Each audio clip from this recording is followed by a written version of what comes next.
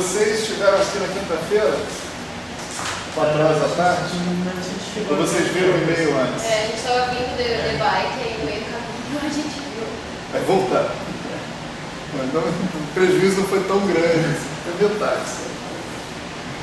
Desculpa aí, mas foi o problema da câmera, justamente, né? Bom, vamos lá então, galera.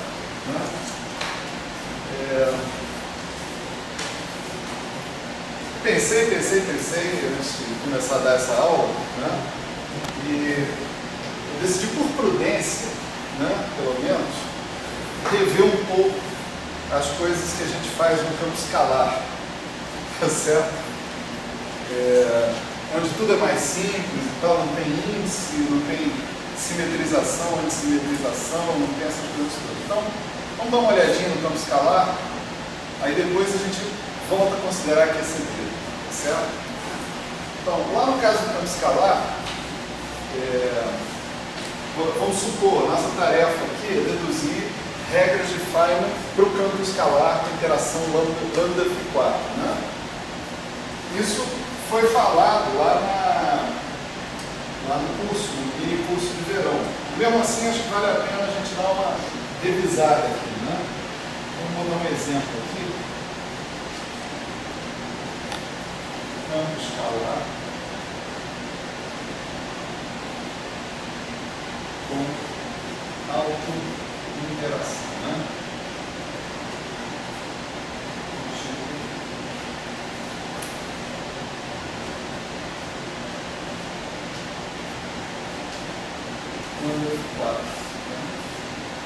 Como é que funciona o negócio lá no campo escalar? Como sempre, o objeto fundamental é o funcional gerador, né? Com o funcional gerador calculado, você em princípio calcula qualquer função de correlação. Se você tem uma função de correlação, você pode usar a fórmula de redução e obter a matriz S, né? Então essa é a sequência. Então o objeto que a gente parte, né, é o funcional gerador, que é uma integral funcional, né, exponencial de S de φ mais I integral dx. Aqui é d4x, depois é d dx, né? J dx. Esse J que está aqui é uma corrente externa, né, cuja única finalidade é você fazer derivadas funcionais em relação a ela, e aí você vai estar calculando momentos dessa distribuição de probabilidade que está aqui, né? Exponencial de S de φ. Φ de x1, φ de x2, φ de x3, exponencial de S de φ, integral funcional de φ. Isso é um momento de uma determinada distribuição de probabilidade, né? Então o J serve justamente para você produzir esses momentos através de derivadas funcionais, tá certo? Como é que a gente trabalha isso aqui, né? A nossa ação, no caso do campo escalar, ela é dividida numa parte livre mais uma parte interagente, né? A parte livre é sempre a parte que a gente aprender a identificar como a parte quadrática em φ, né?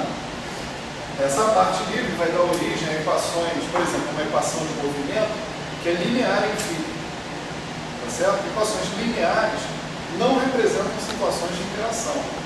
A interação está sempre associada, na teoria de campo, a termos não lineares nas equações de movimento, né? Então, o nosso S0 de φ ele é integral dx, né, meio dφ. Esse é o campo escalar real, né? É o mais simples de todos os campos, né? Vamos dizer assim. Mas, vamos dizer, um campo que seria um upgradezinho já em relação a isso, seria um campo escalar complexo, tá certo? A gente está considerando o campo escalar real, né? Temos um meio de M2 e 2, tá? E o nosso S interagente de φ é a integral de dx de menos lambda φ4 sobre 4 fatorial. Certo? E a gente está pensando numa lagrangiana, né? A densidade lagrangiana que seja T menos V, vamos dizer assim. Né? Então, que aparece como potencial V de φ, isso aqui é o V de φ, vai aparecer como um sinal de menos na ação. Ele vai aparecer como um sinal de mais na hamiltoniana, mas como um sinal de menos na ação. Então, vamos rever o S0 de φ, né? O S0 de φ mais integral J φ, né?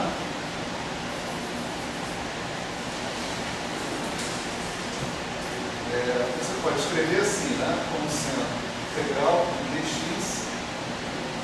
de 1 meio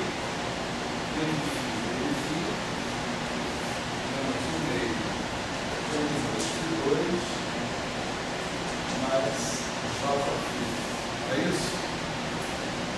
Essa mesma ação, você pode fazer uma integração por partes nesse primeiro termo para conseguir colocar as coisas do tipo φ operador φ. Tá certo? Então, esse objeto aqui você pode escrever como dmi,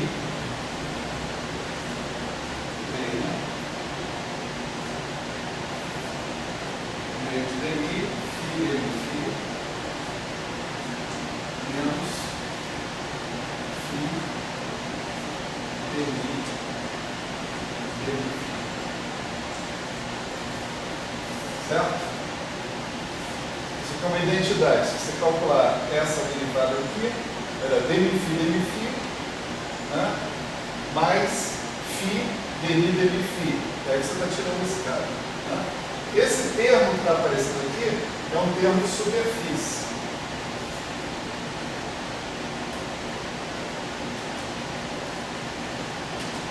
Que produz uma ação que é equivalente, ou seja, não contribui para as equações de movimento. Né? Então você pode, sistematicamente, ignorar termos de superfície se você está conseguindo, considerando condições de contorno triviais, tipo o campo vai a zero no infinito, em todas as direções espaciais. Né? Esse cara que está aqui é o operador que nós chamamos de D'Alembertiano, que é dmi, o laplaciano, o quadridimensional. Né? Então, com isso aqui, a nossa ação S0, ela vira o seguinte: menos 1 meio, φ D'Alembertiano, mais 2, φ,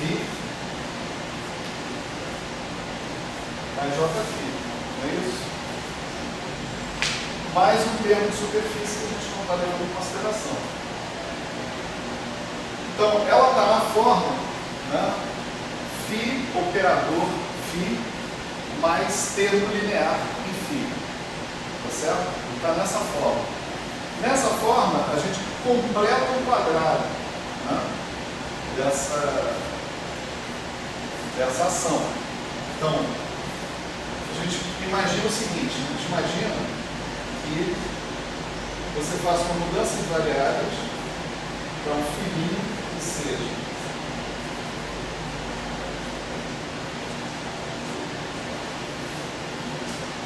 π de x menos integral dy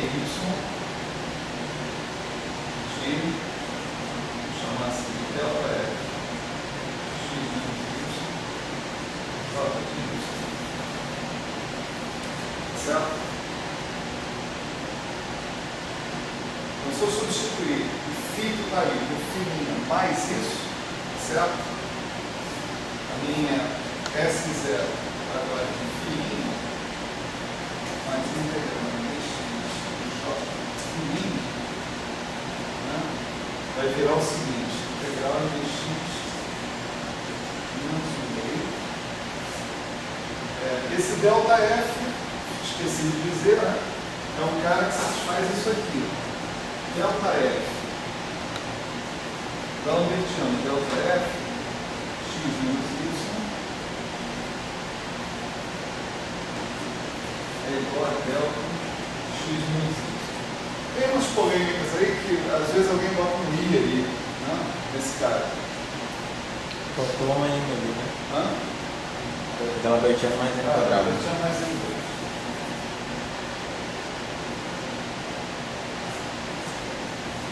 Às vezes alguém bota um I, às vezes alguém bota um menos, depende da convenção do autor ali.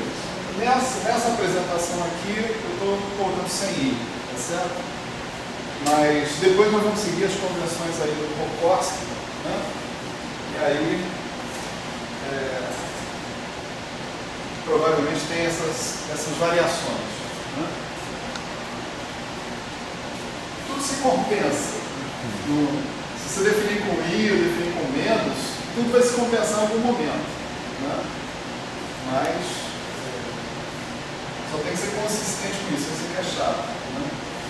Então, menos 1/2 de φ, que é filhinha mais aquilo ali, né?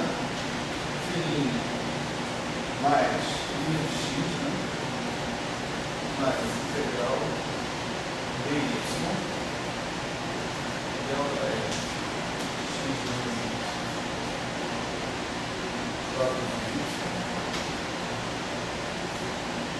aí vem lá no Bertiano mais M2 no que aparece φ de x mais integral dy, vamos chamar de dy delta f x menos y j de y.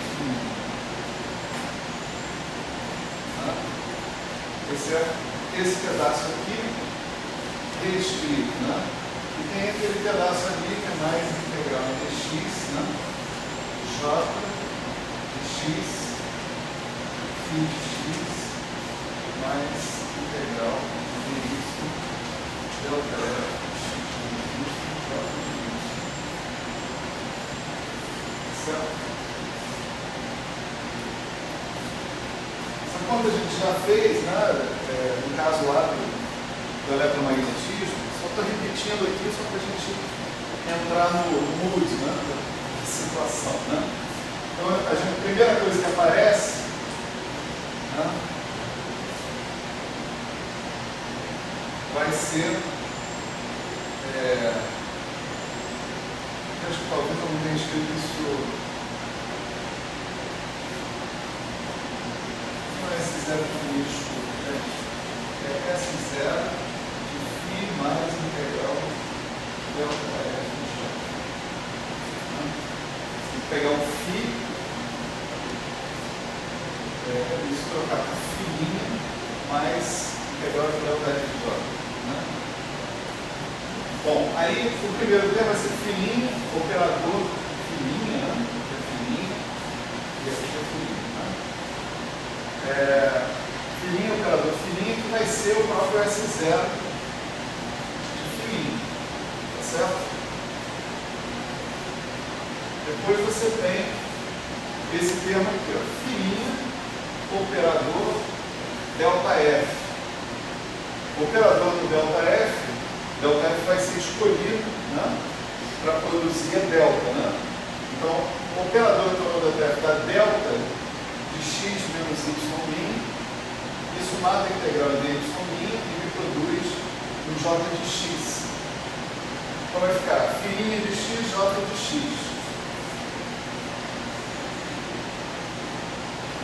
Só que eu tenho, né,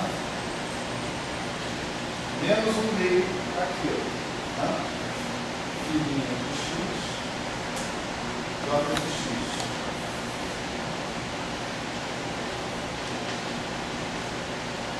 Depois você tem esse vezes esse, tá certo? Aqui você pode fazer uma dupla integração por partes desse dado mediano, uma que dá no mediano mais M2 passa a atuar no delta F. E aí vai dar delta de novo. Né? Então você vai ter j de x, filhinha de x, novamente com menos 1/2 contribuindo. Né?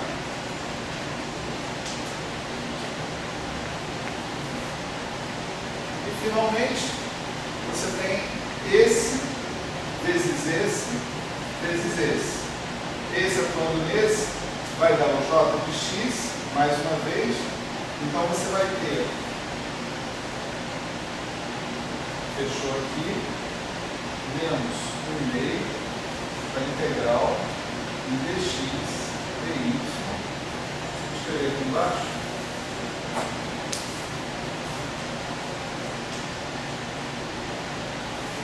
J de x delta f de x menos y j de y. Certo? Esse termo que está aqui vai ficar integral dx de j de x fininho de x, que é o primeiro termo, mais, né, integral dx dy, dx dy, né, j de x delta f de x menos y j de y. Tá certo? Então, esse é o resultado de fazer essa translação de φ para φ' mais integral JF. Né? E aí dá para ver que esse mais esse dá menos φJ, Jφ, tanto faz. Né? Esses caras são números clássicos, né? Vamos dizer assim. E esse menos Jφ vai cancelar exatamente com esse Jφ que está aqui. Esse cara que está aqui é exatamente igual a esse, só que tem o sinal de menos 1/2. Tá? Então, o que vai sobrar aqui vai ser o S0 fininho mais 1/2 da integral dx dy j de x delta f de x menos y.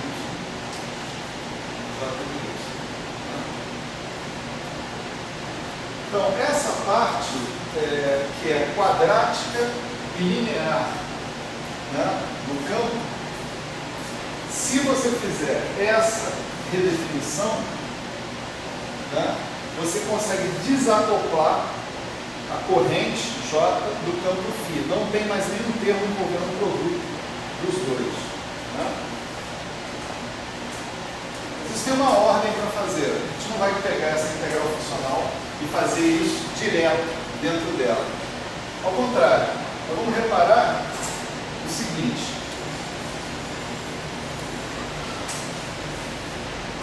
Vamos reparar que se eu pegar uma derivada funcional em relação a j de x, dividir por i, né, essa derivada funcional, e eu aplicar no z de j, o resultado é integral de φ de x exponencial de s de φ mais integral de x j. Né? Se eu aplicar uma vez esse operador, cai em φ de x. Se eu aplicar duas vezes, cai em φ de x ao quadrado. Se eu aplicar três vezes, cai em φ de x ao cubo. Se eu aplicar um certo polinômio desse operador, o resultado é um polinômio em φ de x. Tá certo? Então, em particular, se eu aplicar exponencial de i integral dx, tá certo? De menos lambda sobre 4 fatorial 1 sobre i d a dj de x a quarta. Se eu aplicar isso nesse cara aqui, integral em dφ exponencial de i S0 φ mais i integral de jφ. Se eu fizer essa conta, o resultado vai ser exatamente integral em dφ exponencial de i S0 φ mais i S i de φ mais integral jφ, certo? Quer dizer, isso daqui é exatamente o exponencial de i S de φ, onde φ está sendo substituído por 1 sobre I dDJ. Então fica uma função desse operador, dDJ, que vai reproduzir exatamente o potencial. E esse cara que está aqui é o que nós chamamos de Z0 de J, porque é o funcional gerador como se a ação que interessasse fosse apenas a ação livre. Tá certo? Então, isso nos permite chegar aqui e escrever essa expressão do Z de J, é isso aqui, né? Da seguinte maneira: integral, isso aqui é exponencial de I integral dx de integral de SI de 1 sobre I d a dj de x atuando na integral funcional exponencial de I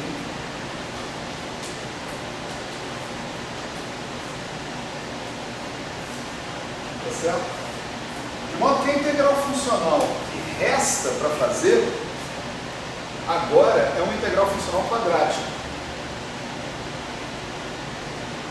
O que eu tenho para fazer para calcular a integral funcional original é aplicar um operador que é um operador diferencial, tá certo? Em cima daquele resultado que está ali. Ok? Agora sim, agora eu uso, né, o truque que eu tinha feito aqui nessa integral. Eu vou trocar de variável de φ para φ', tá certo? Φ para φ'. E a medida funcional é invariante perante essa troca de variável. Porque isso é uma translação. Toda medida funcional tem que ser invariante translacional. Tá certo? Então faz sentido. Então, a gente aplicando aquela transformação ali, né, isso aqui continua sendo escrito assim: SI 1 sobre I dDJ de x, né? E essa integral agora vem integral de φ', a exponencial de S0 φ' mais, né, I sobre 2 integral dx dy J de x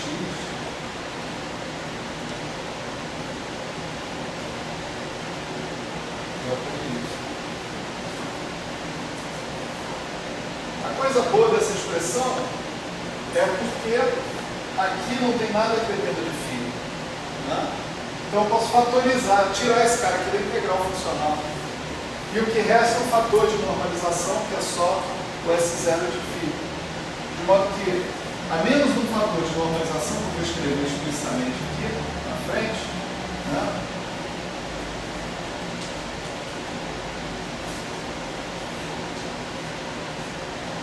O resultado que eu tenho para o meu funcional gerador é um resultado completamente operacional.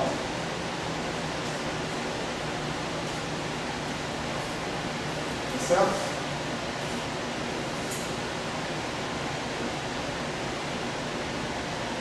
Crucial para isso, né, foi a gente ter conseguido escrever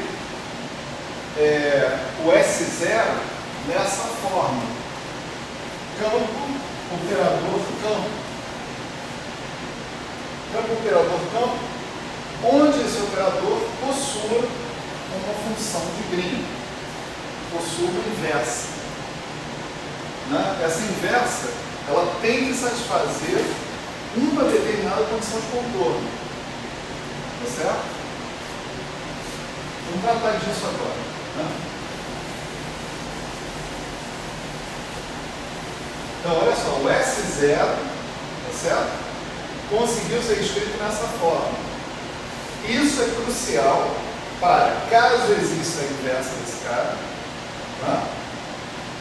Veja que no caso das teorias de calibre, nós precisamos fazer uma longa ginástica para conseguir a inversa desse cara, porque ela não existiu para começar, para começo de conversa. Não? Mas aqui ela existe. Caso exista a inversa desse cara, é a inversa desse cara, é o inverso desse operador que define a expansão perturbativa, que define o Z de J. Pensa na conta que você vai fazer aqui, seja ela qual for. Que conta é essa? Né? Aqui você tem exponencial de J delta J. Né? Você vai calcular derivadas funcionais desse cara. Então o resultado final para você é um troço que depende de J e depende de delta.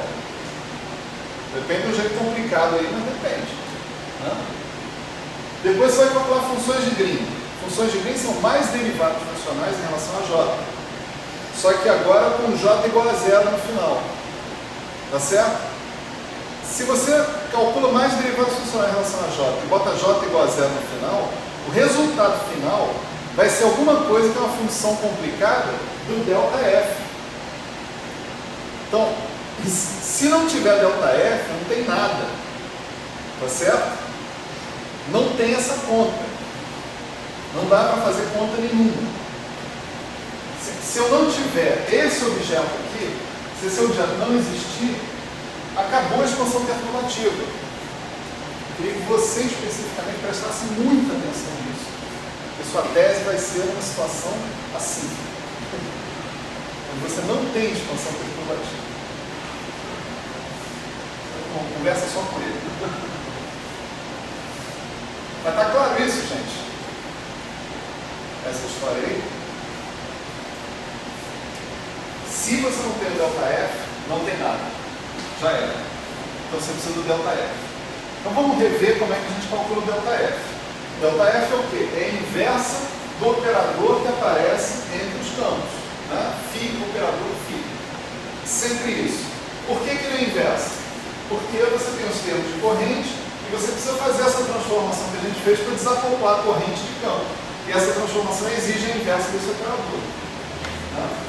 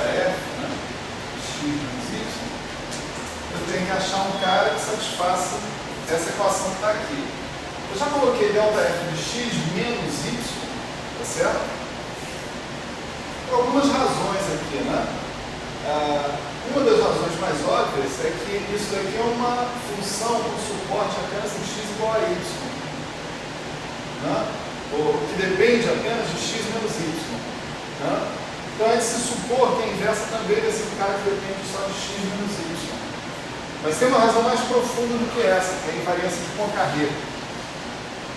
Esse cara vai estar identificado como o propagador livre da sua teoria. A teoria livre, assim como a teoria interagente, possui simetria de Poincaré. Qualquer quantidade que dependa de x e y, nesse caso, de dois pontos do espaço-tempo diferentes, só vai poder depender da diferença deles. Caso contrário, ela não vai ser invariante de Poincaré. X menos y, se você trocar x por x mais a, y por y mais a, x menos y continua a mesma coisa.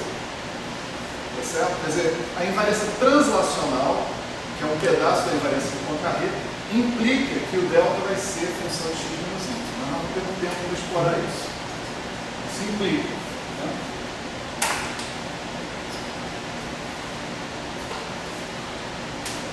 Então vamos lá. Como é que a gente calcula esse cara aqui? A gente dá um chute de que esse cara aqui possui uma decomposição de Fourier. Tá certo?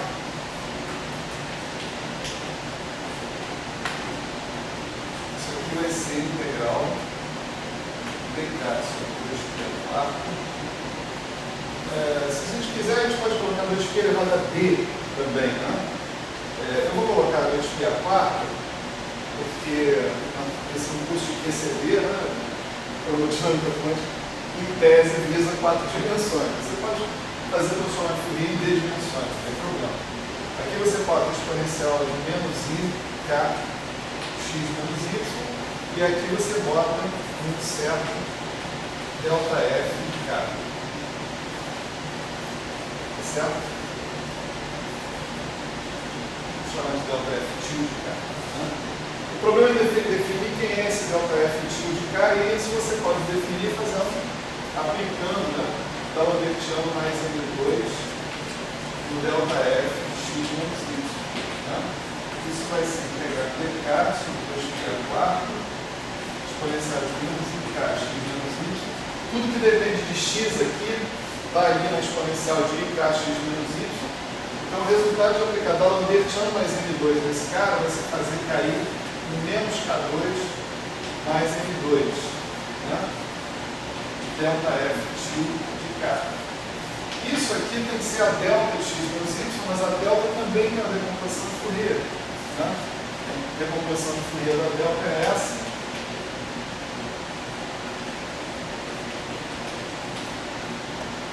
Portanto, isso aqui tem que ser igual a isso. Para que isso seja igual a isso, essa quantidade aqui tem que ser igual a 1.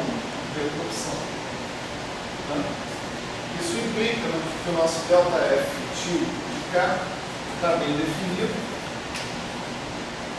e ele é dado por menos 1 sobre K2 menos M2 mais IE. Né? Esse mais IE que está aqui é uma liberdade que eu estou tomando. Né? Podia botar menos IE, podia botar mais epsilon, mais epsilon 2, menos epsilon 2. Tinha uma série de possibilidades de eu contornar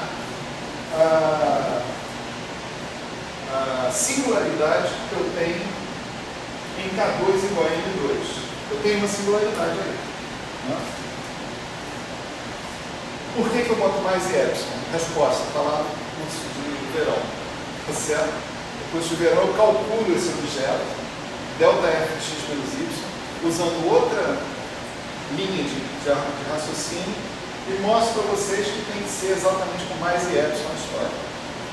Não tem outra opção, a não ser sendo mais e epsilon.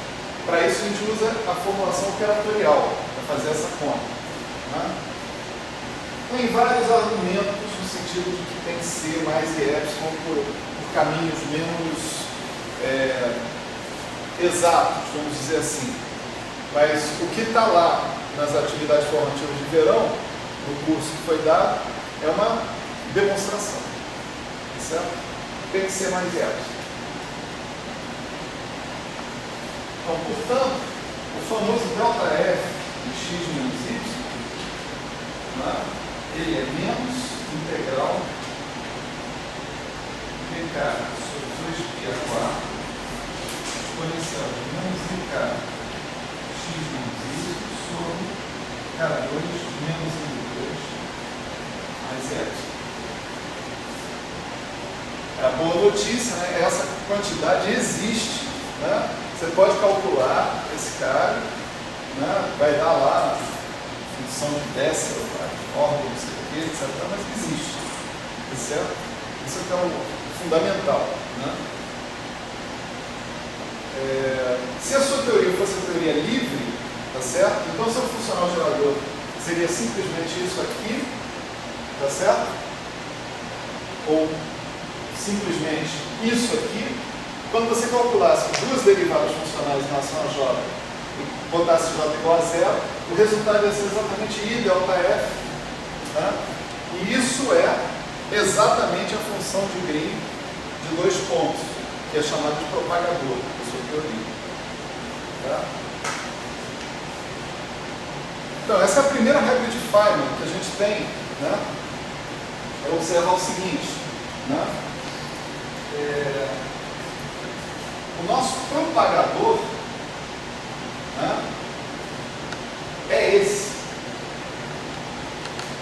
O propagador da sua teoria vai ser o objeto em termos do qual você vai escrever todos os termos nas suas funções de Green. Toda a sua expansão perturbativa está definida em termos dele. Como você lê esse cara? Você vai lá no termo quadrático, você procura a inversa do seu operador e a inversa que você achar é o seu propagador. No caso, esse é o propagador no espaço de configuração. Existe também o propagador no espaço de momento, que é o ΔF de K. Né? E o ΔF de K é menos isso que está aqui. A sua regra de Feynman vai dizer o seguinte: toda vez que você calcular duas derivadas funcionais, né, você vai produzir duas derivadas funcionais com 1 sobre I na frente. Duas derivadas funcionais vão produzir I vezes o propagador. 1 sobre I vai ter 1 sobre I vezes o ΔF de x menos y. Esse 1 sobre I passa para cima, vira I. Tá certo? Vira menos I, desculpa. Né? E você tem um sinal de menos daquele cara que está ali. Então, isso significa que você vai associar a um cara com uma linha de momento K uma coisa desse tipo: I sobre K2 menos I2 mais IF.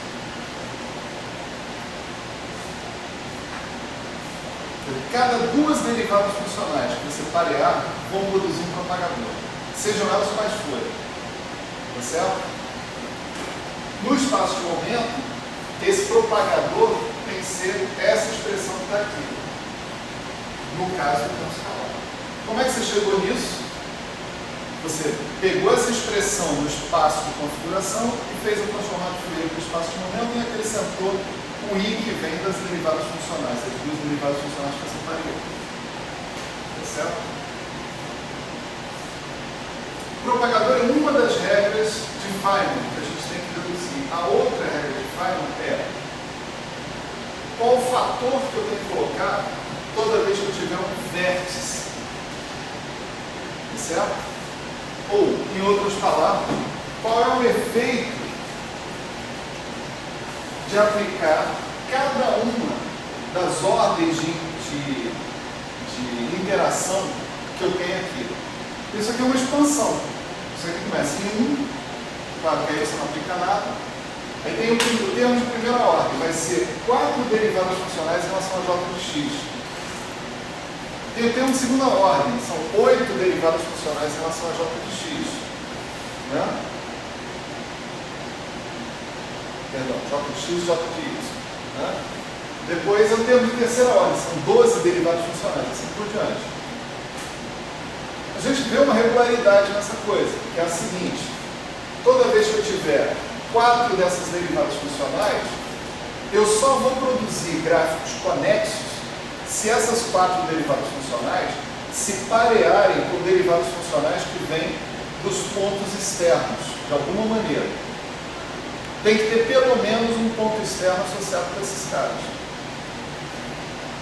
A primeira vez que isso acontece é justamente no termo de primeira ordem. Então, o termo de primeira ordem, ele diz para você qual é o fator que vai aparecer toda vez que aparecer um vértice. Então, se você quer deduzir esse fator, no caso da teoria F4, a gente vai ver que é muito fácil. Né? Mas, se eu quero deduzir esse fator, eu preciso aplicar 4 derivadas funcionais externas, tá certo? O número de derivadas funcionais tem que corresponder ao número de campos do vértice, tá certo? Para poder ter uma chance de haver pareamento entre essas derivadas funcionais externas e os campos do vértice.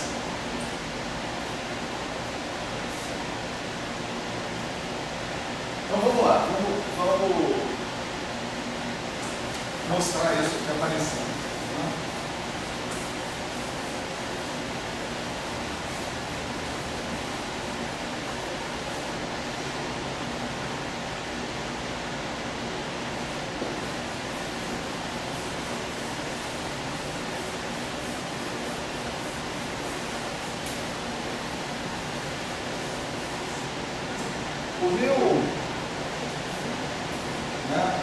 A minha ação de interação, né, é uma coisa assim, integral 3x menos lambda sobre 4 fatorial φ 4. Né? Se eu pegar e transformar isso, né, da forma que eu indiquei para vocês, estou tirando do meu integral funcional, então esse cara aqui vai virar no SI de 1 sobre I ddj. Né?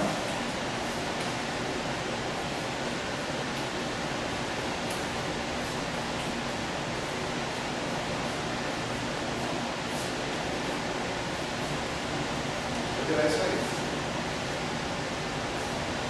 Qual é a primeira função de Green na ordem perturbativa mais baixa possível, aonde eu vou poder ter uma contribuição não trivial desse cara? Para responder essa pergunta, a gente tem que entender o mecanismo de produzir alguma coisa diferente de zero no funcional gerador. Quando é que eu produzo algo diferente de zero no funcional gerador? Quando eu pareio as derivadas funcionais. Ou seja, quando duas derivadas funcionais agem sobre um termo j delta j. Aí ela vai produzir o delta. Certo? Lembra que no final você tem sempre que mandar todos os j's para zero. Né? Então, você tem que ter um termo lá na tua exponencial de j delta j que seja, que tenha um número de j's associado com o número de derivadas funcionais que você tem que ter. Para eu produzir um termo conexo, eu preciso parear cada derivada funcional dessas com um cara de fora, com uma derivada funcional de fora. Era assim. Um vértice, né, está associado com 4 derivadas funcionais. Né? Essa simbologia aqui implica derivadas funcionais.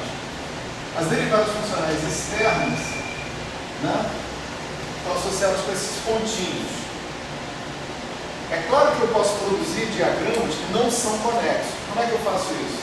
Eu pareio essa derivada funcional com essa derivada funcional com essa, por exemplo. Depois eu pareio essa com essa. Isso vai introduzir um diagrama assim. Esse diagrama não vale. Né? Ele não é conexo. Ele não vai produzir um termo interagente. Ele não diz o que acontece com o vértice direito. Né?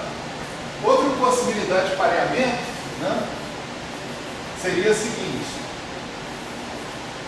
eu posso parear novamente esse com esse, mas fazer esse parear com esse parear com esse assim. Isso também me gera um diagrama que é assim. Mas novamente não é um diagrama conexo, tem fatores a mais que não me deixam enxergar direito o que está acontecendo no vértice. O bom, o legal, o ótimo é esse aqui. É o pareamento de cada uma das derivadas funcionais externas com cada uma das derivadas funcionais do vértice. Isso vai me dar esse diagrama aqui. Esse diagrama puro vai me dizer o que acontece com o vértice, direto, sem disfarces. Tá certo? Então vamos calcular esse diagrama aí. Esse aí, especificamente.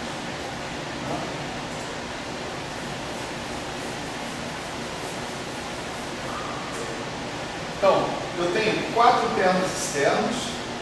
Se eu tiver 2, vai sobrar pareamentos internos que não me dizem nada. Né? Tem que ter exatamente 4. Se eu tiver mais que 4, eu tenho contribuições desconexas. Né? Então, isso vai corresponder a 1 sobre I ddj x1 1 sobre I ddj x2 1 sobre I ddj x3 1 sobre I ddj x4.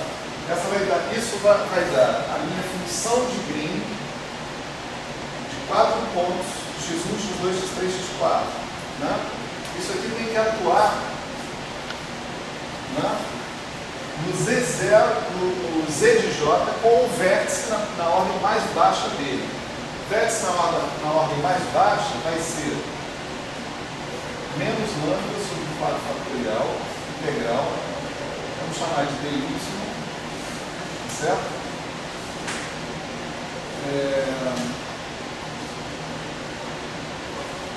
1 sobre I dvj de y elevado a 4. E esses caras todos, esses derivados funcionais todos, têm que atuar sobre o Z0 de J, que é a menos do fator de normalização, ele é exatamente aquilo que a gente calculou. Integral exponencial de I sobre 2, integral de x.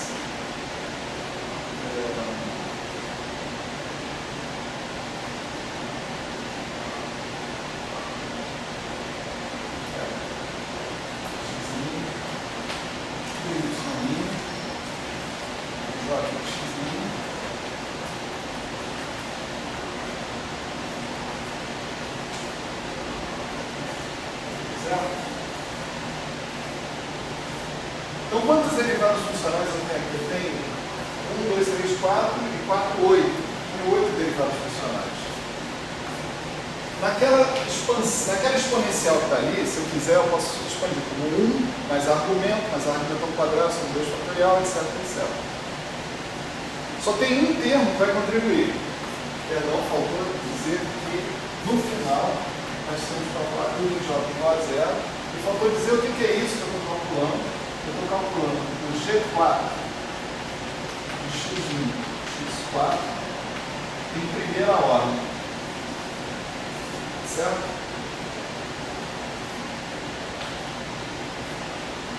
A única contribuição que vai ser dada dessa exponencial toda é precisamente o termo de ordem 4. Certo? Precisamente o termo de ordem 4 dessa história. O termo de ordem 3 vai envolver aquela integral ao cubo, né? Vai envolver 6 J's. Como eu tenho 8 derivados funcionais, vai faltar J. Em algum momento dá 0. O termo de ordem 5 vai envolver 10 J's. Eu tenho 8 derivados funcionais. No final da conta toda vai sobrar 2 J's. Como eu tenho que pôr J igual a 0, isso vai para 0 também. Então só tem um termo que vai contribuir aí, que vai ser o termo que tem exatamente 8 J's, que é o termo de ordem 4. Tá certo? Então, esse cara aqui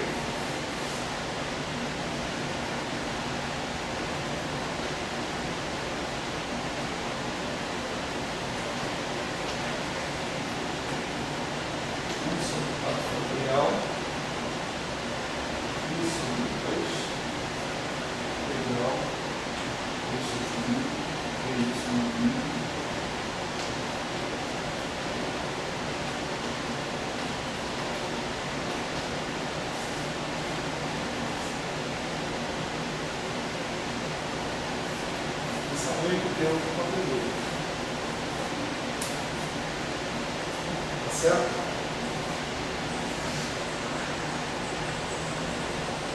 Claro que aí eu também vou ter um fator de simetria, né?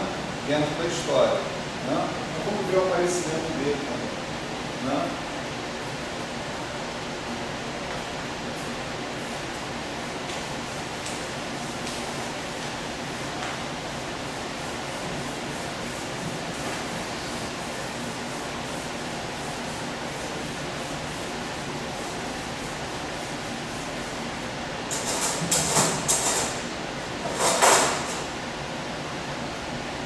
Então, a ideia vai ser começar a aplicar, né, derivadas funcionais sobre esses caras que estão aí, mas não de qualquer jeito.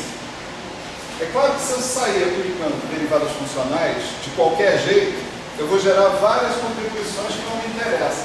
Eu já elenquei algumas delas. Tem essa contribuição aqui. Essa contribuição significa essas derivadas funcionais atuam juntas, duas a duas, Aí eu pego duas dessas é conjuntos, duas dessas é conjuntos. Eu vou gerar isso aqui, não me interessa. Esse termo, inclusive, ele é eliminado pelo fator de normalização. Tá? Tem outra contribuição que também não me interessa, que é essa daqui. Né? Com essa daqui eu pego, por exemplo, uma e duas derivadas funcionais e parei com duas dessas aqui. Duas que sobraram eu parei entre si. E aqui eu parei essas duas entre si. Isso vai me dar essa contribuição, também não me interessa, porque isso é um termo desconexo. Eu estou interessado em saber a contribuição do vértice, pura e simplesmente. Então eu estou interessado em obter uma coisa assim. Uma contribuição desse tipo, só essa. Isso vai explicar a conta que eu vou fazer agora. Porque a conta que eu vou fazer agora vai desprezar todo outro tipo de contribuição que não seja essa. Desprezar não porque seja zero, mas porque não me conduz ao fator que eu estou interessado, que é o que acontece com o vértice, o que acontece com o vértice de interação. Então, para eu obter um cara como esse, eu tenho que pegar cada J desses e parear com um desses caras que estão aqui em cima. O J de Y parei com o J de X1, um outro J de Y com o J de X2, um outro J de Y com o J de X3, um outro J de Y com o J de X4. Se eu não fizer isso, eu não produzo esse cara que está lá. Então, para começar, vamos fazer o seguinte. Tá?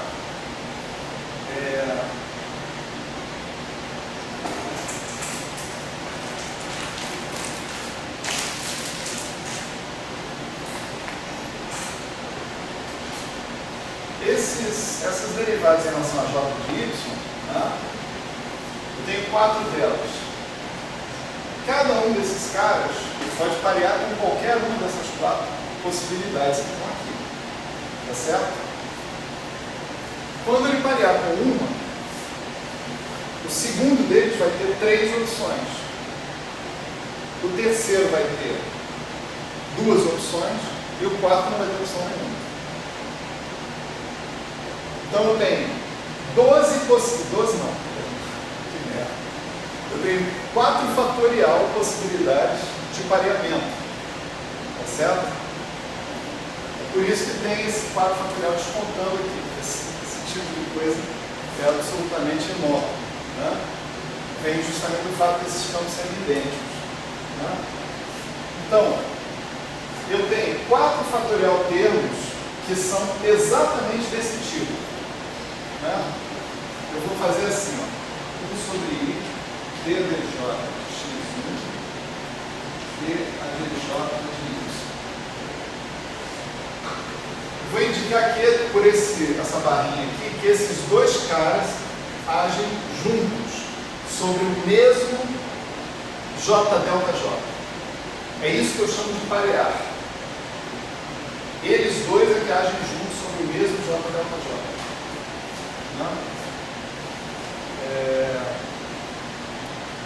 Então aqui aparece menos lambda, 4 fatorial, já estou caindo fora com ele, porque eu tenho 4 fatorial possibilidades.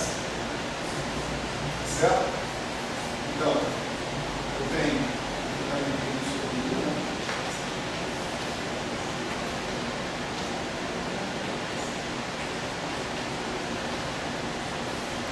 novamente, esses caras, eu vou mostrar exatamente o que é isso, o que eu estou querendo dizer com isso.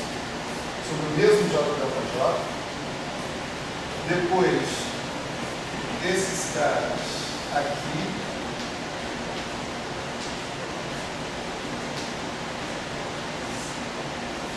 Depois, esses caras aqui.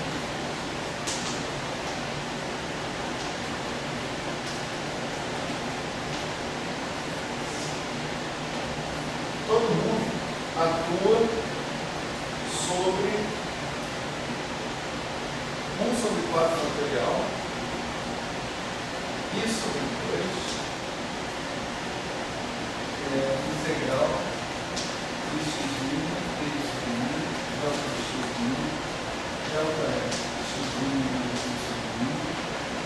J x', tudo isso elevado a 4. no final, isso calculado em J igual a zero. Mas eu nem preciso dessa última parte, não, porque não vai sobrar nada. Não vai sobrar J nenhum. Ver se está faltando alguma coisa. Em princípio não, né?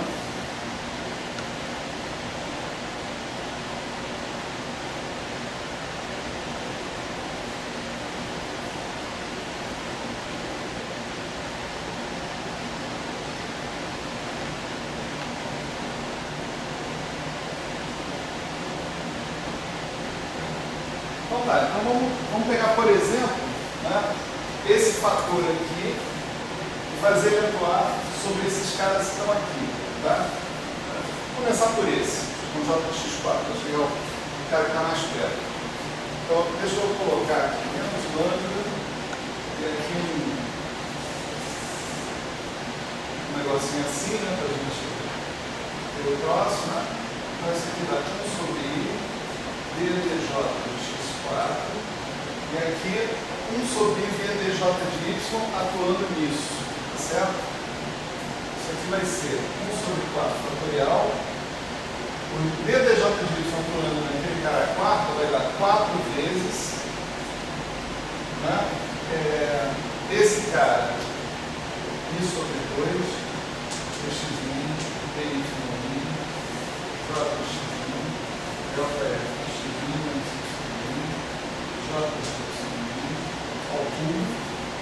não, estou atuando no cara elevado a quarta, sai 4 vezes elevado ao cubo. E a derivada do que tem aqui dentro, a derivada funcional do que tem aqui dentro. Né? A derivada funcional do que tem aqui dentro vai ser I sobre 2, dj de y desse cara, então você vai ter integral dy delta f y menos y j de y mais I sobre 2 integral agora em dx j de x delta f de x menos y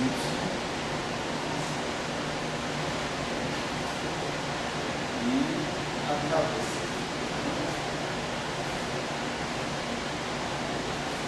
Certo?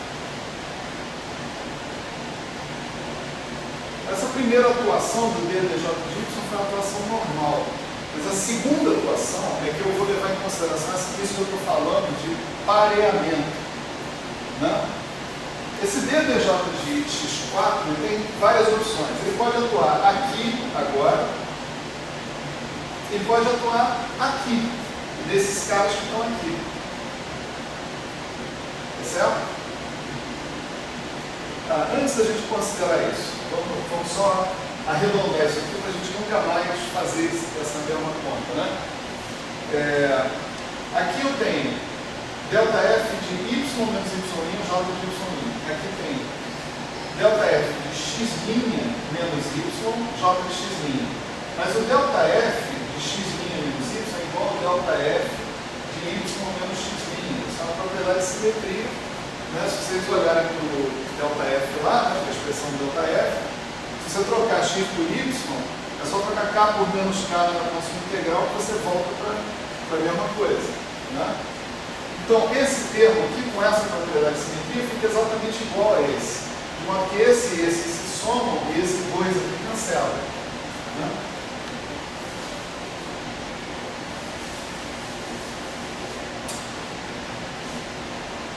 Certo?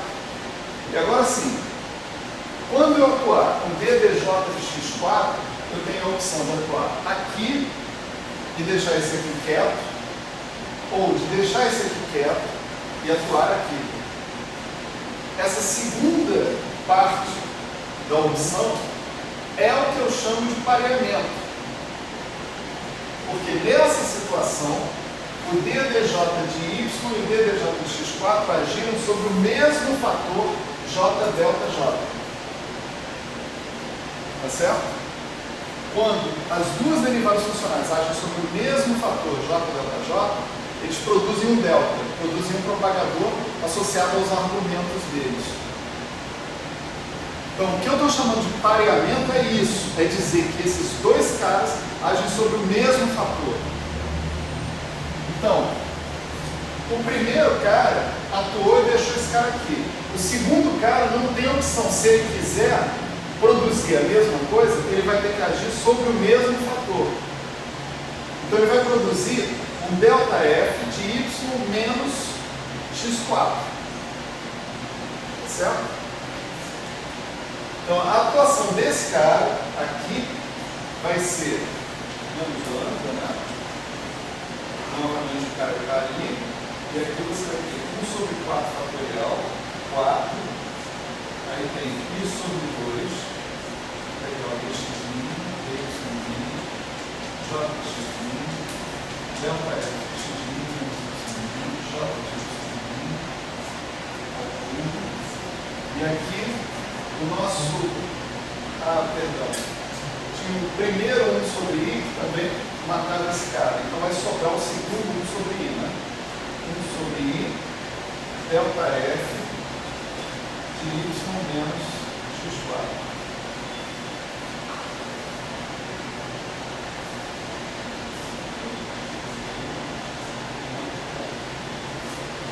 Pergunta para vocês, tá? Está claro esse negócio ou não? Essa é a hora de tirar essa dúvida. Nós estamos na teoria escalar, muito embora esteja parecendo enrolado, daqui a pouco vai ficar muito mais enrolado. O que é isso? A gente vai para a teoria para QCD. Então vamos fazer o mesmo movimento. Então a hora de ter dúvida é agora. Tá certo? É nesse movimento aqui. Eu considero particularmente difícil explicar, né? E eu entenderia se vocês tivessem com milhões de dúvidas, essa estratégia de obtenção do vértice.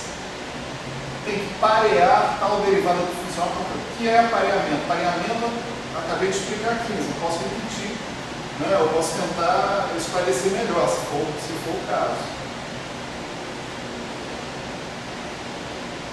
O lance é o seguinte: se você tem uma estrutura, como é que você calcula as coisas com o funcional gerador? Calculando derivadas funcionais sobre o z de zero, sobre o z0. É assim. E botando j igual a zero no final, isso significa o quê? Só vão sobrar contribuições, tá certo?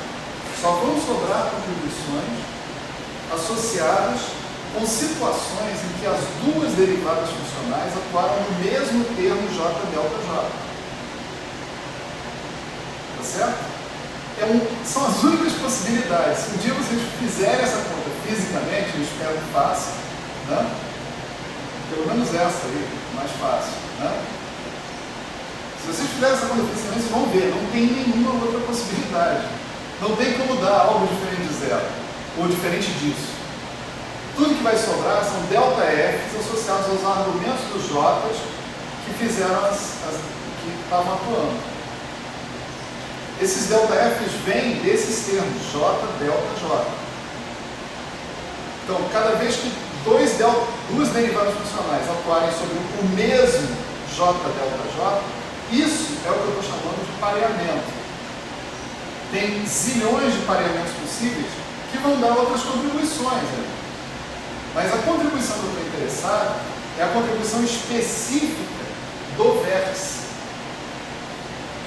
Tá certo? Quero saber do que é capaz, do que são capazes aquelas 4 derivadas funcionais específicas. Para isso, eu preciso atuar sobre o z de j em primeira ordem, ou seja, com um único vértice, e com o número mínimo de derivadas funcionais possíveis para parear exatamente com essas aí, dessa maneira. Uma perna com uma derivada externa. Isso vai fazer o quê? Isso vai mostrar qual é o fator que aparece na frente de um vértice de interação. É nesse fator que eu estou interessado. Estou interessado, na verdade, no fator numérico. Não? Tá certo? O fator numérico, no caso da teoria φ4, mas no caso da QCD, por exemplo, é um fator com uma estrutura tensorial complicada pra cacete. Tá certo? Como eu disse, acho que na aula passada, né, quase ninguém mostra exatamente como é que você consegue esse fator tensorial. Tá certo? O bônus aí, que eu acho que se você consegue isso ali para QCD, você nunca mais vai ter problema de conseguir regrifar para teoria nenhuma. Tá certo? Isso já está, talvez, numa situação mais complicada possível. Vamos continuar então. Bom, já que ninguém fala nada, continuo falando eu. Ou eu não dei tempo para vocês falarem? Fiquei falando. Bom, todo mundo tem intimidade suficiente para me interromper e mandar calar a boca a hora que vocês quiserem. Tá? Então, olha só. A gente aplicou duas derivadas funcionais, não é isso? Essas duas aqui. Agora vamos aplicar essas outras duas. Mas a segunda derivada ainda tem que ser aplicada nesse colchete, não? É isso que eu estava dizendo. Aplicar essa segunda derivada nesse colchete não é o que eu estou chamando de parear. Porque aí ela vai ser excelente, porque, pelo amor de Deus, me pergunta mais coisas assim. Né? A segunda derivada tinha duas opções. Ela podia aplicar aqui no cara 1 e podia aplicar nesse cara aqui, que já é o efeito da aplicação da primeira. Tá certo? Se ela aplicar aqui, ela não vai estar se pareando com essa. Por quê? Ela vai produzir um outro termo desse tipo. E o ΔF que vai ser cuspido, que vai sobrar no final da história, quando outra derivada funcional atuar, vai envolver um outro ponto que não é o y. Não é aquele y, pelo menos, original. Tá certo? Então, vamos dizer, essa conta ela não termina aqui, formalmente. Ela tem mais termos. Tá certo? Só que eu não estou interessado nesses outros termos. Tá certo? Tem outros termos lá, mas eu não estou interessado neles. Porque eles não correspondem a esse pareamento exato de derivadas funcionais externas com derivadas funcionais de vértice uma por uma. Certo? Melhorou? A pergunta dele melhorou também? Às vezes uma pessoa faz uma pergunta e inspira a gente, né? Por isso que é bom fazer pergunta. Isso em voz alta, quero dizer, né? Porque você tira a sua dúvida e você, às vezes, tira a dúvida do outro também. Né? Então vamos para a próxima. Né? A próxima é essa aqui. Né? Esse pareamento que está aqui. Agora vai ser mais fácil. Olha só. Menos lambda. Né? Aqui agora eu estou querendo dizer, por essas aspas aqui, esse termo e esse termo. Tá certo? Eu vou indicar isso aqui deixando 1 sobre I, dj de x3, esperando, né? E atuar com aquele dj de y, 1 sobre I dj de y, nesse termo que está aqui, ó. Tá certo? Nesse termo todo aqui. Então, quando o dj de y atuar nesse termo, né? Eu estou mantendo 1 sobre 4 fatorial, o 4 que veio lá da atuação anterior, aí ele vai atuar nesse colchete, porque aqui é o único lugar que tem J. Veja que o ΔF não depende de J. Tá certo? Então, o que vai dar? Vai dar 3 vezes o colchete elevado ao quadrado.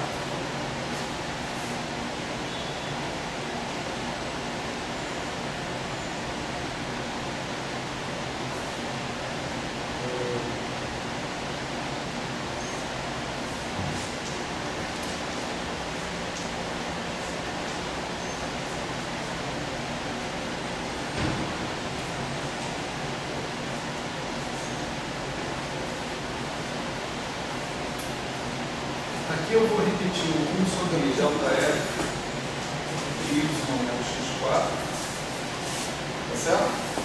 E tem a derivada desse argumento que está aqui, que a gente já calculou também. Então, vamos só colocar ela de volta. Né? A derivada desse argumento vai dar I integral, vamos supor, em dy, né? Delta F de y menos y', j de y'. Fechou aqui. Fechou aqui, fechou aqui. Né? Mesma coisa, tá certo? Agora, o que eu estou dizendo? O j de x3 está pareado com esse ddj de y. Se ele está pareado com esse cara, tá?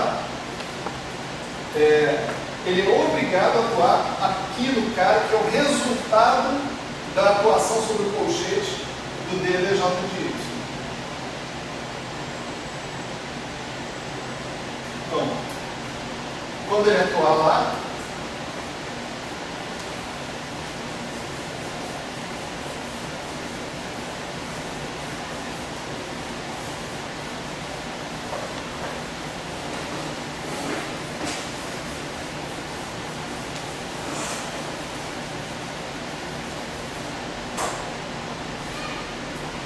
vai ser lambda, né? Menos lambda.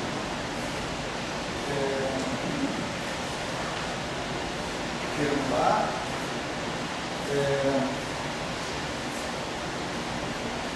Mais uma vez eu esqueci.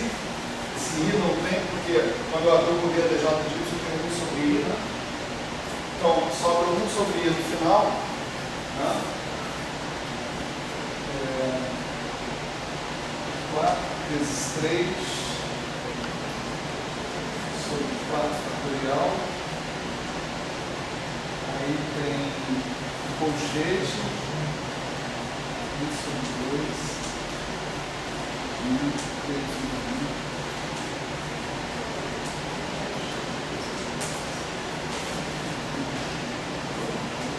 Ao quadrado, né? Sobra 1 sobre delta F de y menos x4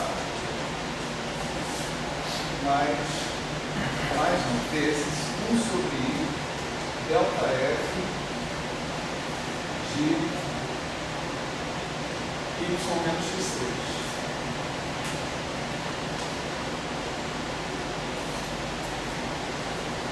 Certo?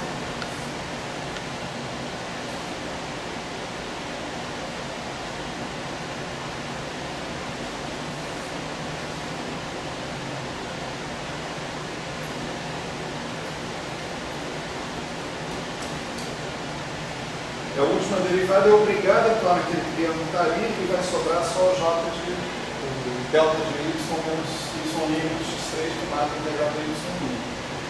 Agora está claro o que vai acontecer, né? Com esse tal de pareamento. Deixa eu colocar só aqui que ainda há outros termos contribuindo, né, na história. Né? Quando eu atuar com o próximo grupo que está lá, o que vai acontecer? Eu vou cair um 2, não é isso? Vai cair o 2 daquele colchete, e o resultado das duas derivadas funcionais vai ser um propagador, 1 sobre i propagador de y menos x2. E depois a última, é o colchete elevado a 1, né, vai dar um propagador, 1 sobre i delta f de y menos x1. Tá certo? Então, tem 4 vezes 3 vezes 2 vezes 1, dividido por 4 fatorial vai mandar embora. O resultado aqui vai ser lambda, né? 1 sobre i delta f de y menos x1, 1 sobre i elevado a 4, né? Delta f y menos x2, delta f y menos x3, delta f y menos x4.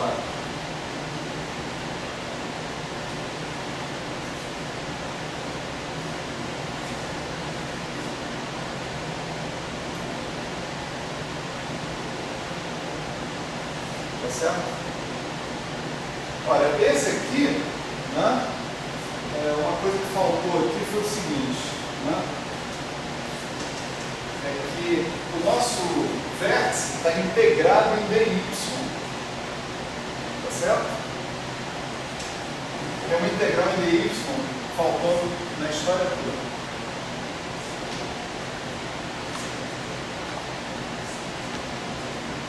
O vértice é uma integral em dy de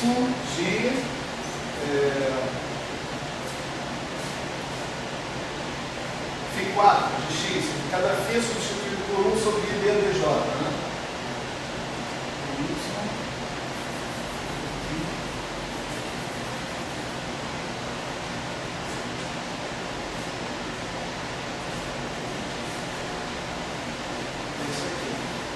Isso aqui, pelas regras de Feynman que a gente viu, é exatamente, né, o que corresponde a esse cara aqui, ó, x1, x2, x3, x4.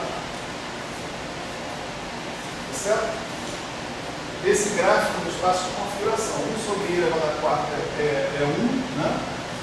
Então aqui você tem menos lambda na frente da sua história. Certo? E no espaço de momento, né, o que vai resultar desse vértice que está aí? Né?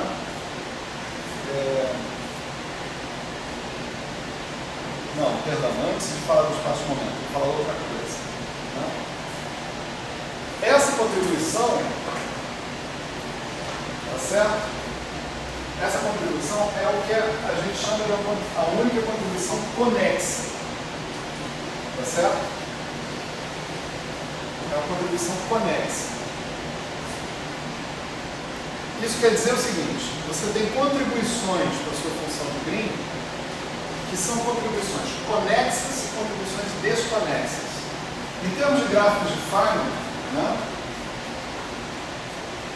G4, por exemplo, né, em primeira ordem, x1, x2, x3, x4, ele é esse cara que está aí,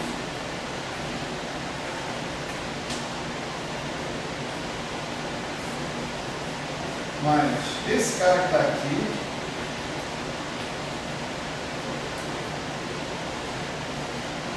mais permutações, que pode ser x1, x3, x2, x4, coisa assim, né? Mas esse cara que está aqui,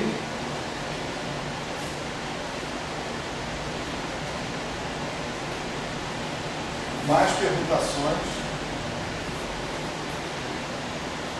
eu acredito que para por aí, porque não tem mais nada. Se tiver, depois vocês me avisam, tá?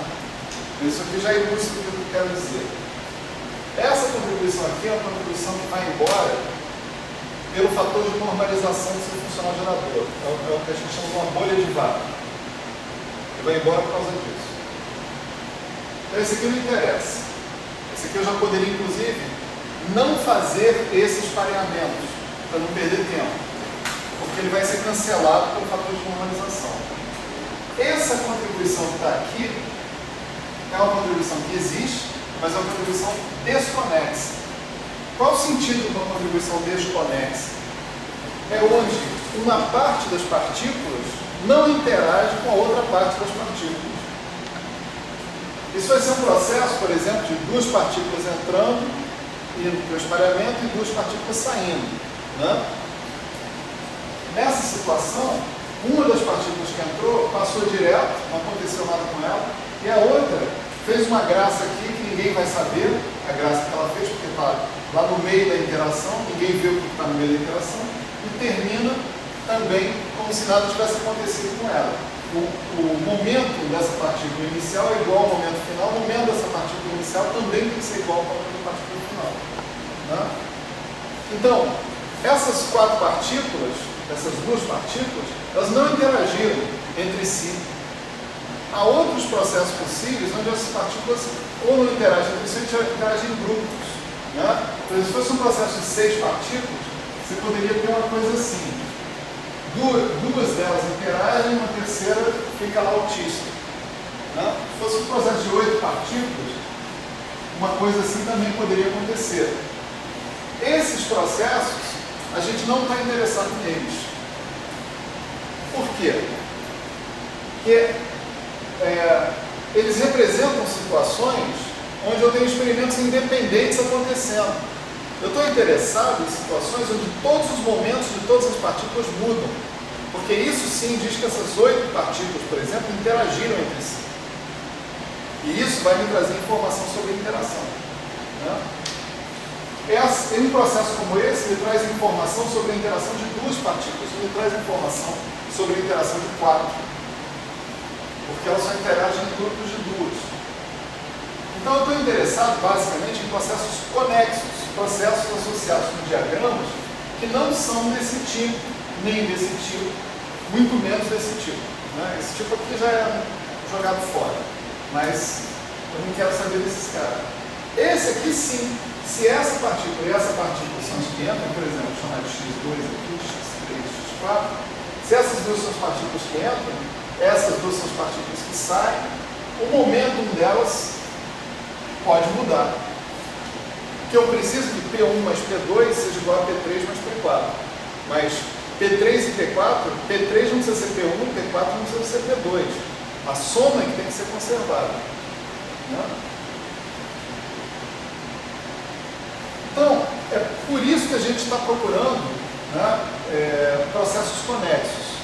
Né? Por quê? A gente está interessado exatamente na interação e na contribuição do vértice da interação. Além dos processos conexos, ainda tem mais um tipo de diagrama que é muito importante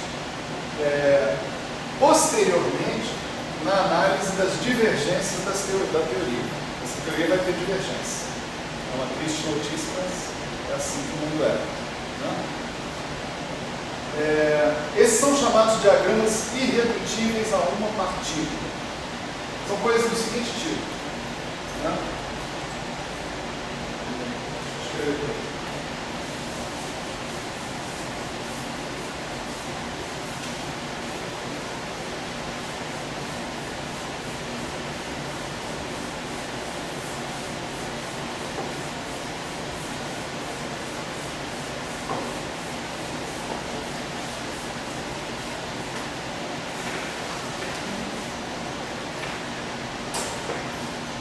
Por exemplo, se você tem está interessado no propagador, tá? Propagador exato da sua teoria, função de 2 pontos. Né? Se você fizer a expansão perturbativa do propagador, você vai obter uma coisa assim, isso, mais, provavelmente isso, mais, isso,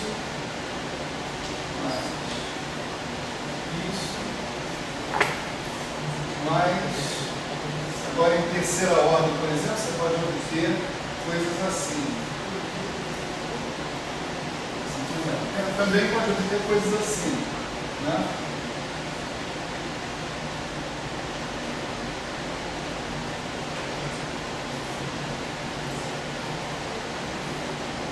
Tem alguns desses gráficos, né, que possuem divergências, que vão possuir divergências, que vão contaminar essa série perturbativa aí. Né? Essa é uma série onde cada turno é divergente. Esse gráfico é divergente, esse aqui também é divergente por uma razão diferente do que esse é divergente, mas esse aqui é divergente não porque ele representa uma divergência nova. Esse é divergente porque esse é divergente. Se esse aqui não fosse, esse aqui também não seria. Pensa assim, né? São coisas que requerem aula específica para falar sobre isso. Mas vamos tentar encurtar o caminho aqui. Né? Quando você não tem um loop, os loops eles estão associados a integrais. Quando você não tem um loop, você não tem uma integral, você tem um propagador solto entre os dois caras. Tá certo? Os propagadores soltos não estão associados a divergências. Quem vai estar associado a divergências, em geral, vão ser os loops. Então aqui eu tenho um loop e potencialmente eu tenho uma divergência. E aqui eu tenho dois loops, mas são cópias do mesmo loop que está ali. Aqui eu tenho dois loops, mas não é uma cópia, é topologicamente distinto do que está ali. E tem potencialmente